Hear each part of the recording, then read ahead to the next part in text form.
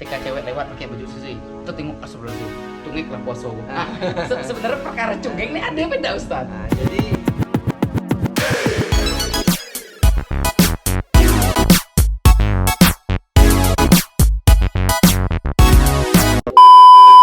zaman Nabi rokaatnya sedikit, ayatnya panjang. Zaman Umar bin Khattab rokaatnya banyak, ayatnya pendek. Kita Indonesia ini pinter orangnya. Di mix. Nah, rokaatnya lah sedikit, ayatnya juga pendek. Nah, ini yang jadi soal. Karena dalam ibadah itu perlu namanya tomaknina, perlu namanya kekhusyuan, perlu namanya jeda antara satu gerakan atau satu ritual ibadah dengan ibadah berikutnya. Jadi ini adalah penunjang untuk kekhusyuan ibadah itu. Jadi tidak boleh kita sembahyang ubah-ubah. Jadi jangan sampai apa yang kita baca itu salah, ya, dari makhrajul hurufnya, dari kaidah tajwid dan lain sebagainya. Tapi di musola sendiri Ustaz, tahun kemarin sih 23 karena ada pandemik ini, jadi dipercepat, jadi ngambil 8. Itu masalah ya, intinya mau 11 mau 23 itu sama kali-kali. Ya kata si kesepakatan si pengurus masjid kan, biar kita ini kan memang niat masyarakat kita di sini nih masih banyak yang ke terawih. Jadi akhirnya dia bikin kesimpulan biar tidak begitu lame di masjid, ngapain-ngapain pulih, lebih baik dipangkas kayak gitu. Nah, nih karena Ramadan pulih, tadi adalah masalah terawih pulih. Gue nanya Ustaz, masalah cungik Ramadan, cungik puasa. Nih maksudnya, astagfirullahaladzim, cungik lah puasa dengan hal-hal yang itu sebenarnya cuman bahasa kita orang banggaan cungik gitu atau bolong. Sebenarnya ada Ustaz di puasa Ustaz. Misalnya, nengok maaf nih, ketika cewek lewat pakai baju susi, itu tengok astagfirullahaladzim, cungik lah puasa. Nah, sebenarnya perkara cungik ini ada beda Ustaz. Nah, jadi yang kita pahami dulu bahwa puasa ini kita dapat pahalanya utuh, taruhlah 100%. Ya kan? Nah, kalau kita tidak melakukan hal-hal yang membatalkan puasa, maka 100% ini tetap bisa kita dapatkan. Ya? Tapi kalau seandainya ada hal-hal yang itu bisa mengurangi pahala puasa, nah di situ tadi dari 100% itu bisa berkurang. Berkurang 90%, berkurang 10% bahkan, atau berkurang semuanya. Artinya benar yang kata Nabi tadi, apa kata Nabi? Ruba min shaimin laisa lahu min siyamihi ilal ju' wal atas. Banyak orang-orang yang melaksanakan ibadah puasa itu mereka tidak mendapatkan apa-apa kecuali hanya lapar dan dahaga saja. Jadi mereka berpuasa hanya menahan lapar dahaga saja. Mereka tidak sholat, kemudian mereka tetap maksiat, mereka tetap berbohong, mereka tetap menyakiti hati orang lain, mereka tetap punya prasangka, praduga yang buruk ke orang lain. Nah, ini adalah hal-hal yang bisa mengurangi pahala-pahala puasa kita. Jadi kita harus menghindari hal-hal yang bisa mengurangi pahala puasa kita tadi. Karena puasa ini bukan hanya menahan lapar dan dahaga baik, bukan hanya menahan hawa nafsu baik. Bang, habis aku memori ya. Agak deh, 26. Oke, jalan lagi Jalan. Oke, jalan. Lanjut. Belum. Nah, sampai mana tadi ya? Sampai yang Bilangnya gimana? Tadi putar. dah Ganti segmen deh. dah apa nih yang menambah apa yang Kan baik kita masuk tadi iklan ya kita. Jadi kita kalau dipotong bayi sebagian ini yang mengurangi Ustaz. Nah, jadi kita harus menghindari hal-hal yang bisa mengurangi kesempurnaan ibadah puasa kita ini pahalanya. Di antaranya apa itu tadi, kita berbohong, kita menyakiti orang lain, mata kita ini tidak bisa kita jaga. Seperti zaman sekarang kan handphone kita tidak tahu kita buka. Baru lepon apa aja Ustaz. Itu kan semua hal-hal yang bisa mengurangi pahala puasa kita. Udah subuh. Kan dia pegawi maksudnya, tapi memang salah Ustaz. Seharusnya kan Rosi lewat. Seharusnya kan habis subuh itu kan baca Al-Qur'an itu buka handphone, buka Instagram, nengok TikTok Ustaz. Tuh lah pun nanya ke Ustaz, ya sebenarnya perkara cungek ya dari mata aku tadi Ustaz. Kalau nengok TikTok sekarang, ya Allah, nah tuh Ustaz di Instagram jadi cungek dah Ustaz puasa kemarin ya Ustaz. Sebenarnya bukan cungek ya, tapi berkurang pahalanya. Karena keberadaan sosial media itu bagian ujian bagi kita. Kita yang bisa memfilter diri kita ini, kita nak buka atau enggak. Karena kadang-kadang jempol kita ini ya ada namanya sifat penasaran kita manusia lah itu kan. Nah, tapi di sini kita harus berjuang. jempol kita ini harus benar-benar kita jaki. Jangan sampai kita puasa sehari penuh tapi kata Nabi tadi kita tidak dapat apa-apa. Karena apa? Kita tidak bisa mengontrol mata kita, mengontrol jempol kita, mengontrol mulut kita, sehingga hawa nafsu yang kita tahan itu hanya syahwat baik. Tapi mulut kita masih tetap maksiat, mata kita masih tetap maksiat, jempol kita masih tetap maksiat. Ini berpotensi untuk mengurangi nilai-nilai pahala kita di bulan puasa. Nah, saya mau nanya Ustaz. Ketika kita kalau kita kan habis tarawih itu setelah doa itu kan ada terakhir. Kita doa sahur kan? Nah, biar nanti tidak kelupaan. Nah, ketika kita tutup rupanya kita tidak baca Ustaz. Kita tidak baca niat. Sebelum tidur pun kita tidak baca niat sahur, akhirnya kita tidak sahur. Itu kan berarti tidak di niat Ustaz. Tetapi pas kita bangun, aduh, subuh ternyata. Bukan memaksakan, tapi dia tuh enak berpuasa. Nah, itu cuman nih Ustaz. Kata Nabi, innamal a'malu binniyat. Setiap amal perbuatan itu tergantung bagaimana niatnya. Jadi, niat dalam puasa ini adalah rukun ibadah. Beda dengan puasa sunnah. Ini puasa wajib. Kalau puasa sunnah, kita lupa berniat. Tiba-tiba paginya kita bangun subuh langsung lanjut puasa itu boleh. Oh, tidak apa-apa ya? Tidak apa-apa kalau puasa sunnah. Tapi kalau puasa wajib, niat ini bagian rukun. Kalau kita tidak berniat mulai dari terbenam matahari maghrib sampai terbit fajar waktu subuh, kalau kita tidak berniat maka ibadah kita tidak sah. Jadi puasa yang macam itu hukumnya tidak sah karena tidak berniat dan wajib diqadha setelah bulan Ramadan nanti. Jadi hitungnya hutang. Oh, berarti aku udah puasa hari ini. Nggak pada ada berniat. Lupa niat. Tapi aku sahur tadi ya. Sahur kan harus baca niat. Udah, aku langsung makan bayi tadi. Mana nyaman boleh tahu tadi. Dede, putih sini. Dede, putih. Ada di belakang. Panjang ngobrol. Kurma aja di sana. Oh, jadi contoh. Berarti kalau wajib seperti Senin kita harus niat. Maka sebelum tidur apapun selesai sholat tarawih baca dulu. Jadi ketika pas makan sahur walaupun tidak di niat ada PAP karena tadi selesai sholat tarawih ataupun sebelum tidur kita lebih baca. Jadi ada PAP. Gitu Ustaz. Nih Ustaz, kita lah bulan Ramadan lah model nih Ustaz. Terus aku juga nak nanya ke Ustaz. Ada yang nanya beberapa Ustaz. Tapi ini kayak ada juga yang dari ini juga yang pertanyaannya lupa aku Ustaz. Dari siapa ini? Dari Ustaz Ustaz. Nah, ini Ustaz. Ini mantap nih Ustaz. Dari Andini Yuwasefani 12223. Ini tentang Ramadan juga nih Ustaz. Kata dia, tengah model-model nih Bang, tolong tanya ke Ustadz, kata dia, haram enggak kalau kita tidak terawih ke masjid? Oh, Haram enggak? Jadi kalau disebut haram itu terlalu ekstrim ya, karena ibadah sholat tarawih itu hukumnya sunnah ya. Justru kalau kita ngikutin Nabi, ya Nabi itu banyak melaksanakan tarawih itu di rumah. Kenapa demikian? Karena Nabi takut kalau seandainya Nabi banyak ke masjid justru dianggap itu sebagai ibadah yang sifatnya wajib. Karena pada hakikatnya qiyamul lail atau sholat-sholat malam yang kita laksanakan di bulan Ramadan ini itu adalah untuk diri kita pribadi yang urusannya itu dengan Allah langsung. Jadi berjamaah di masjid itu hanya salah satu sarana. Dengan kondisi sekarang ini, karena ini ibadah yang sunnah hukumnya, kita takut dan khawatir ada potensi tersebarnya virus, wabah dan lain sebagainya, maka di rumah pun tidak akan mengurangi kesempurnaan ibadah kita.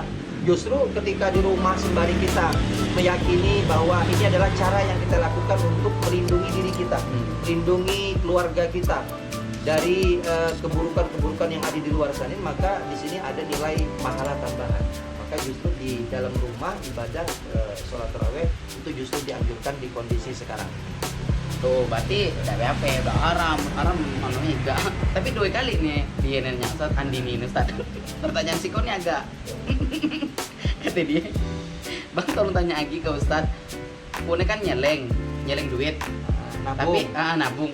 Tapi celengannya bentuk babi. Itu cuman itu Bang. Haram dah cuma Masya Allah. Cuman itu Ustaz. Kalau kita berhukum itu haram atau halal, ya kita lihat dulu duit yang diceleng itu duit siapa. Kalau itu duit dia sendiri, ya duitnya tetap halal. Tetap halal. Tapi kalau yang diceleng itu duit orang lain, Duit dapat duit emas. Tapi masalah celengan tidak apa-apa Ustaz. Jadi kalau masalah celengan kan ini hanya sarana. Kita sebagai muslim memang ini tidak dihukumin sampai haram. Tapi ini dihukumin hal-hal yang ya kita katakan ini tidak sesuai dengan syariat Islam. Ya kan, karena ya bentuknya itu kepada satu jenis hewan yang kita umat Islam meyakini itu hewan yang najis, yang diharamkan bagi kita. Nah, maka ini adalah bentuk hal-hal yang tidak perlu dilakukan. Jadi ada baiknya kita menggunakan celengan yang bentuk-bentuknya itu tidak ada kontroversi, tadi yang menimbulkan persepsi-persepsi miring, persepsi-persepsi aneh dalam sudut pandang Islam itu sendiri. Terus juga ada poin ya Ustaz. Maaf Ustaz. Ini dari ini dari Pradipa, cowok nih Ustaz, laki nih. Seandainya kita tengah puasa nih, pas tidur siang kita mimpi basah, batal apa tidak tuh kira-kira? Makasih Bang. Kalau mimpi basah ini memang pertanyaan agak sensitif, terutama yang bujang-bujang yang sering mengalami. Ya. Kalau seandainya mimpi basah itu terjadi secara alami, terjadi secara natural, tanpa ada proses apapun sebelumnya, artinya ini memang terjadi karena kodrat Allah, takdir Allah, maka ini tidak akan membatalkan puasa, karena terjadi dalam keadaan di luar kesengajaan. Tapi kalau seandainya ada prosedur-prosedur yang bertentangan dengan syariat Islam sebagai pembuka untuk menjemput mimpi itu, syahwat itu, maka jelas ini membatalkan puasa. Ya, maksudnya sebelum itu tuh ada pikir-pikiran, ngayal-ngayal, umpamanya buka ini, buka itu. Ya yang buka-buka ini, buka itu tadi itu awalnya mengurangi pahala puasa sampai habis umpamanya. Tapi kalau seandainya sampai terjadi, maaf, onani atau masturbasi, itu semua akan membatalkan puasa. Nah, kalau tidur tadi tidak sengaja, tiba-tiba kita tidur, mimpi basah, ya itu takdir dari Allah. Sama halnya kita puasa, tapi kita lupa. Bangun-bangun tidur, kita lapar, makan 3 piring kan? Iya. Sekali kenyang baru teringat puasa. Berarti macam mana hukum makan tadi? Batal puasa? Dah batal, karena makan tadi dalam keadaan tidak sengaja tadi. Tuh, denger tuh Pradipa, mungkin tadi nengok TikTok mungkin. Tapi kok mimpi basah Ustaz tadi Ustaz? Mimpi basah? Ya berarti normal, alhamdulillah. Bukan tadi puasa pertama. Lecep Ustaz.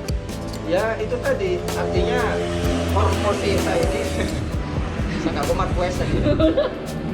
Hormon kita ini kan memang benar-benar meningkat gejolak, apalagi bulan puasa kan, apalagi kita banyak di rumah, kita ada beraktivitas di luar kan. Nah itu tadi, kembali lagi, kalau seandainya mimpi tadi kita peroleh dengan cara alami, dengan cara natural, maka ini tidak membatalkan puasa.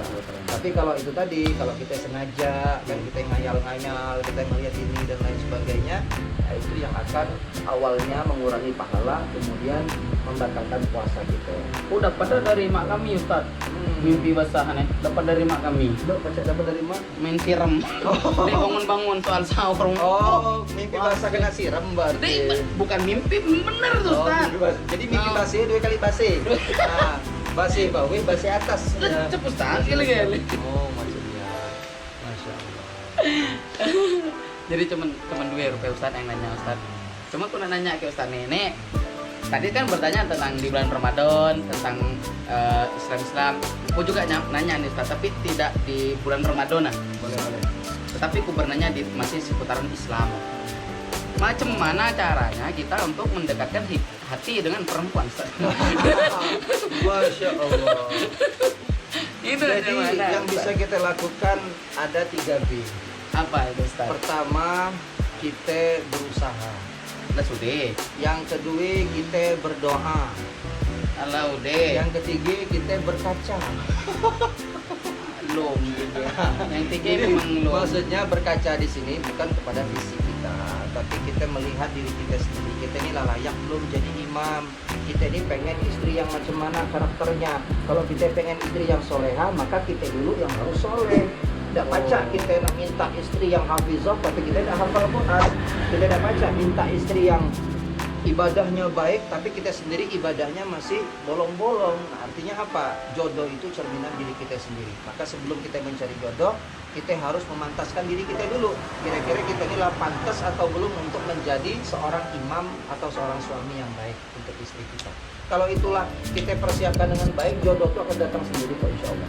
Cuma kita laki-laki memang harus benar-benar memilih, jangan sampai nanti kita salah pilih. Kenapa seperti itu? Karena kita milih bini ini bukan hanya untuk kita baik, tapi kita milih bini ini sekaligus dia yang akan menjadi ibu daripada anak-anak kita. Jadi kalau kita salah pilih, kacau urusan hidup kita.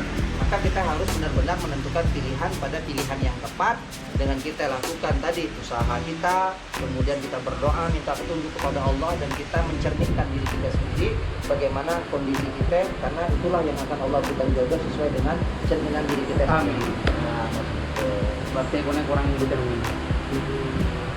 Nah, Ustaz. Ini agak ada di lagi bukan di pengunjung sih. Kita berdua ini kan hampir sama, Ustaz.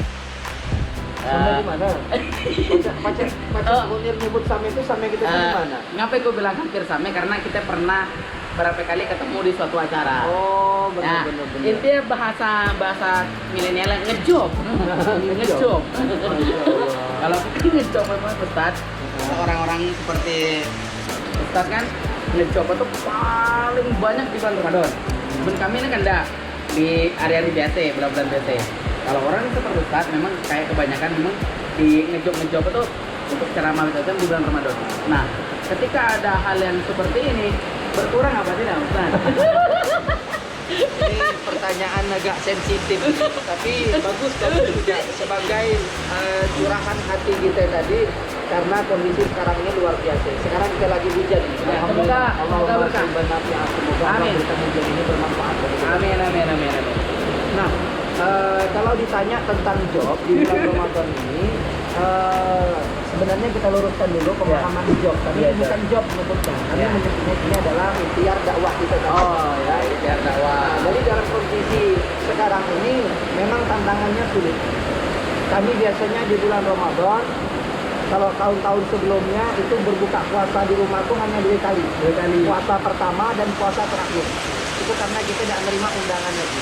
Selebihnya itu setiap hari selalu buka puasa di luar. Di mana-mana pun acara, sampai ke Belitung, sampai ke Bangka Selatan, Bangka Barat. Iya, tahun kemarin kita ketemu di ini Ustaz, Di Tanjung Gunung. Tanjung Gunung. Benar.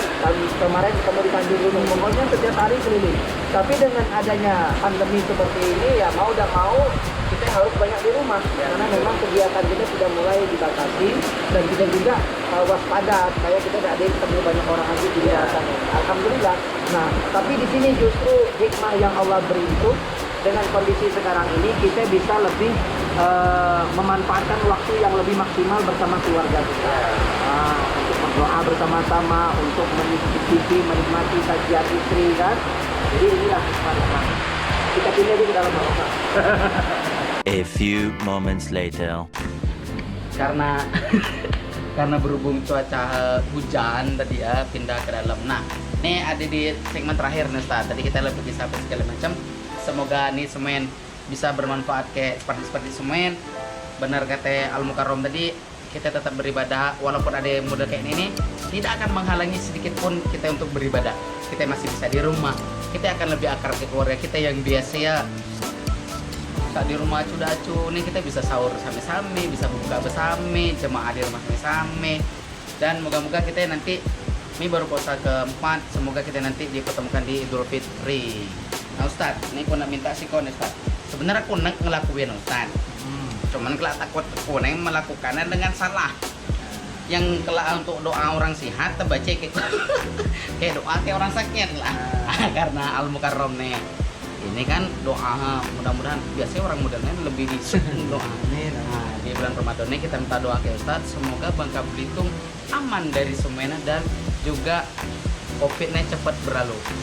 Silakan Ustaz, kita untuk berdoa sama-sama Ustaz untuk kebaikan kita semua yang ada di Bangka Belitung seperti semuanya.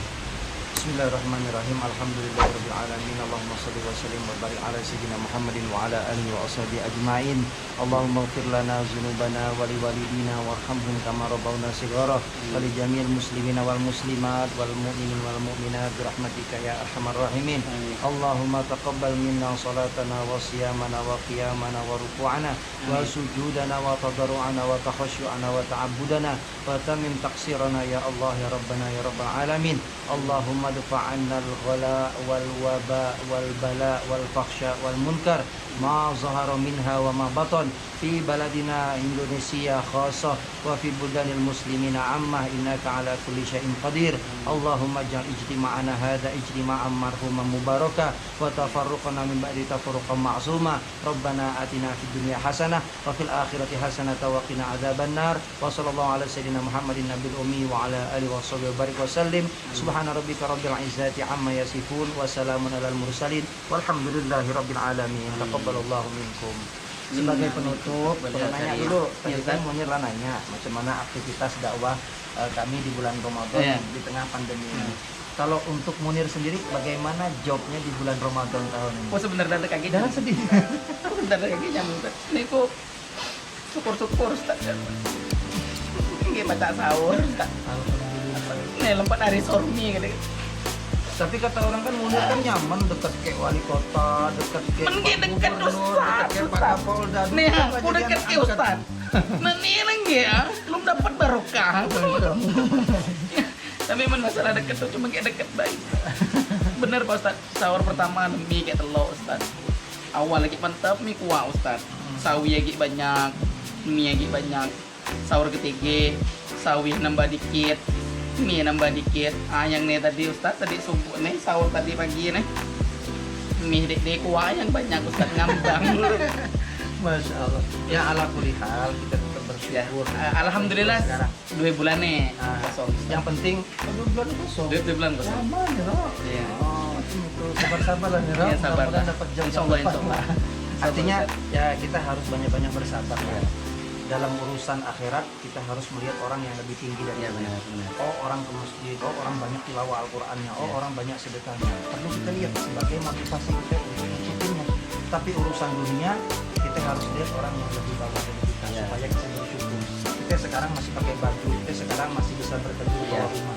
Banyak orang-orang yang sekarang ini mereka basah kehujanan, mereka untuk sahur berbuka pun mereka sulit untuk menentukan ini kira-kira dapat makan apa dan lain sebagainya. Maka kita bersyukur kepada Allah. Selama 2 bulan ini alhamdulillah Ustaz di rumah paling ke kampung sebelah gitu kan. Tapi endorse banyak masuk kan? kalau endorse tuh ya alhamdulillah. Tapi ya kan itu kan sekaligus membantu kan Ustaz, karena Benar, kami ya. influencer sama-sama dengan kawan-kawan tuh sepakat kemarin untuk masuk di bulan April sampai akhir April itu memang kami bebasin.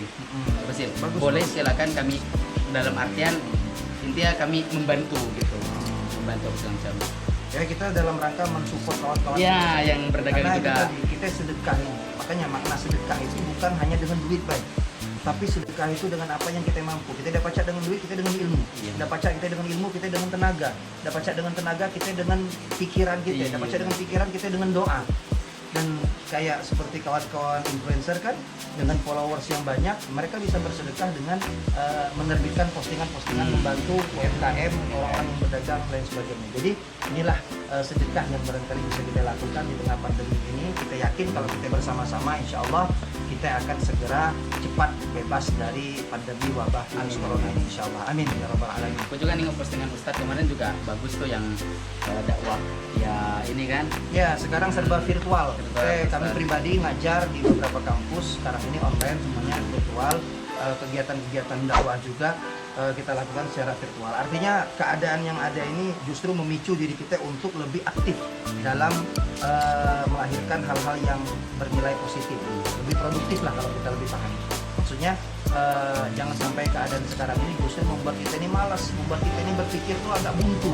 Ya, tapi kita harus gali potensi kita gali nilai-nilai produktivitas kita sehingga bisa melahirkan hal-hal yang bagus, yang baru, yang bermanfaat untuk orang lain.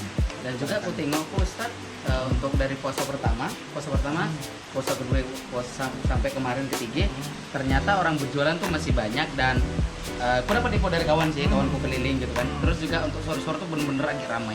Nah, cuma aku pesan untuk seperti Sumen ketika keluar rumah atau apa tetap kita social distancing dengan yang lain, jaga jarak, jangan lupa pakai masker, jangan bersentuhan. Karena apa berbelanja pun silahkan, di luar pun silahkan, tetapi jangan lupa kontrol diri, jaga jarak orang biar memutus mata rantai itu. Karena aku tengok kok masih ramai. Benar. Ya. Jadi kita harus saling mengingatkan ya, mudah-mudahan yang menyaksikan tayangan ini lebih peka untuk waspada ya. Jadi bukan kita prasangka dengan orang lain, tapi kita waspada untuk melindungi diri kita. Kalau kita pandai melindungi diri kita, maka kita juga pandai melindungi keluarga-keluarga kita, insya Allah. Terima kasih Ustadz Ya, untuk sama-sama. waktu hari ini. Sama-sama. Semoga berkah ya, dan aku juga nih kayak aku buka di sini tapi Agilang. Agilang. Terima kasih banyak Ustaz. Dan untuk kakak Semen seperti semoga sehat, semoga lancar puasa. Ingat jangan puasa maleng. Jadi yang baru hari keempat, semoga kita dipertemukan lagi di hari kemenangan kelak di sebulan lagi lah yang Idul Fitri. Semoga dan juga penyakitnya cepat hilang dan tetap jaga kesehatan seperti Semen. Pakai masker, kalau keluar jaga jarak dan jangan lupa cuci tangan dan bersih badan. Assalamualaikum warahmatullahi wabarakatuh.